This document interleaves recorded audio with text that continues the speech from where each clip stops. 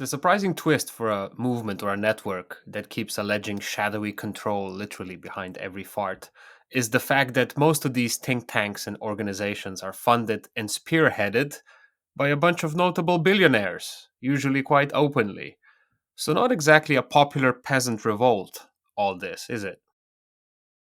Yes, exactly. It's a really absolutely great point. Just follow the money is the way I would put it. If you have a look at the think tanks, have a look at the institutions that are putting this out. I would urge people to take a step back and say, wait a minute, I'm reading this in the Telegraph. Who owns the Telegraph? I'm reading this in the Daily Mail. Who owns the Daily Mail? I'm watching this on GB News.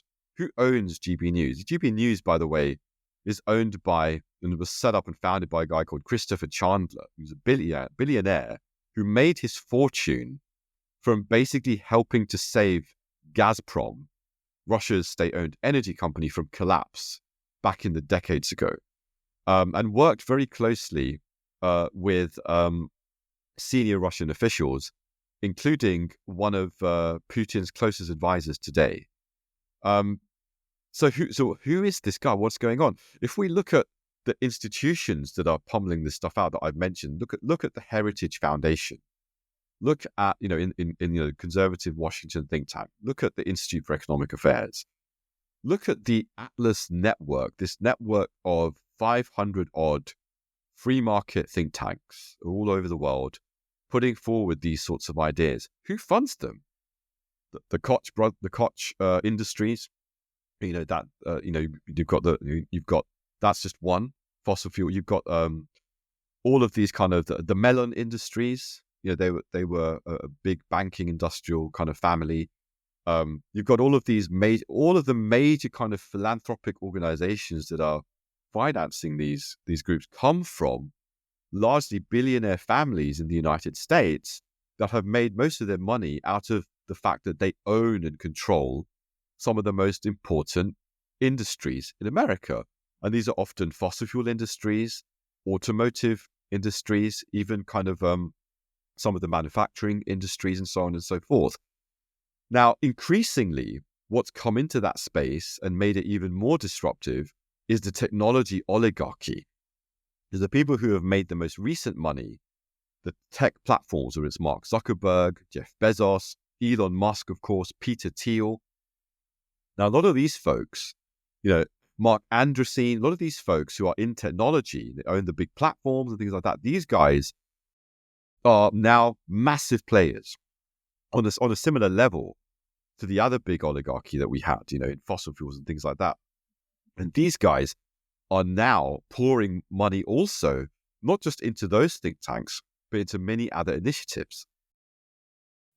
Do you think that the billionaires who are running this charade, who are funding all of these think tanks, are just cynically playing the game, so to speak, so promoting these narratives to further destroy the power of the state and push for deregulation just to line their pockets further?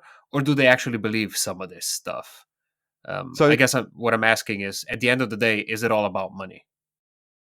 so it's difficult to tell. I mean, what we can see is that there's been a consistent pattern of these ideas becoming more mainstream and very powerful people intersecting with them and kind of amplifying them. So we know Elon Musk, for instance, we've already talked about how he's been weaponizing kind of neo-Nazi accounts. And as part of that, he's also been amplifying directly, accounts which are promoting scientific racism. He's been commenting on them. He's been signal boosting them. That might suggest on its face that he believes them. He actually thinks these ideas are true. Peter Thiel has also been intersecting with these ideas. So, for instance, we know that he has flown out kind of pro-eugenicist far-right activists who are linked to Mankind Quarterly, which is a journal that was published by the Nazi-aligned Pioneer Fund. There has been there's been credible reports. I mean, Max Chafkin, the Bloomberg reporter, in his biography of Peter Thiel, wrote that Peter Thiel has gave seed funding to a publication called Quillette. And Quillette is widely recognized as an attempt to repackage discredited race science in a new way and to kind of get it more amplified. So we see these intersections there. The question, of course, is, do they really believe those specific ideas, or are they just using these ideas to divide and rule? And I think for us, ultimately, we don't know the answer to that, but I think we have to just take things at face value to some extent. I think my concern is that the more that you keep kind of finding yourselves entertaining these ideas, the more you're going to end up essentially beginning to believe them, and the more they become mainstream in your mind.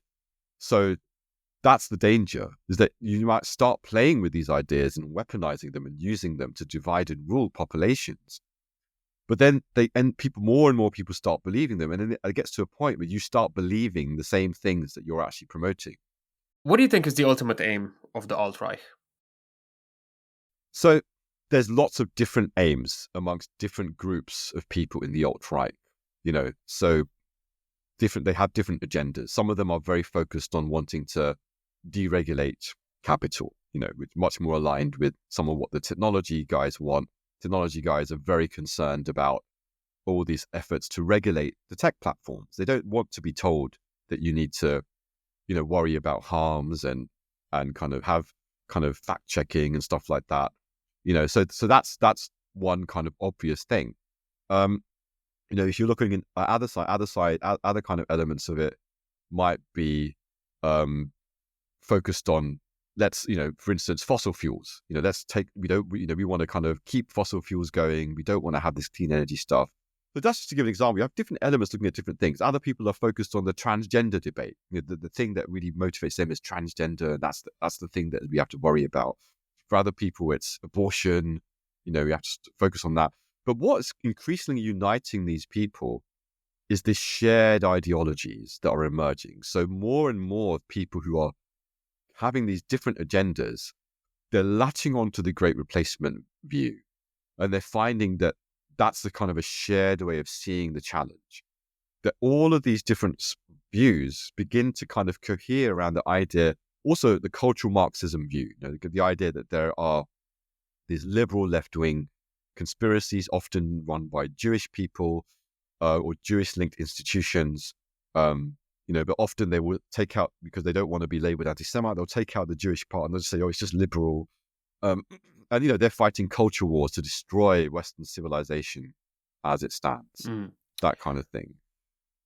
So I think that's the problem, is that they're all kind of cohering. But I think that where that shared ideology begins to land in terms of one singular goal that I think they've begun to converge on is the simple idea that democracy in its current form, liberal democracy in its current form, is over and is the problem and needs to be taken down and totally re-engineered in some way. And they're moving toward this idea that we need a much more authoritarian political structure in power, and that is the solution. Please subscribe to the podcast on YouTube, follow on Spotify and Apple Podcasts. I've been told I have to say that, otherwise nothing happens. Weird. Also, if you feel like it, support me on Patreon. This is a one-person pod. I do everything myself. There's no team behind me, so please feel free to hop on Patreon and find smart cookies on there. And then last but certainly not least, I have to thank my existing patrons. Tovarishi and Tovarishice, you legends, you. Without you, there would be no pod. Which makes you actual producers of this show. So eternal thanks to Jush Premro, Nate Sirk, Goran Ivasic, Anje Sever, Ole, Marin Ferrara, Aljaž Maher, Strole, Aida, Mancian, Miha Medved, Medinho, Goran, Gordon, Lorenzo, Jurečuk, Mila, Carmen, Veronica, and Taichi. Seriously, I'm touched. Thank you so much.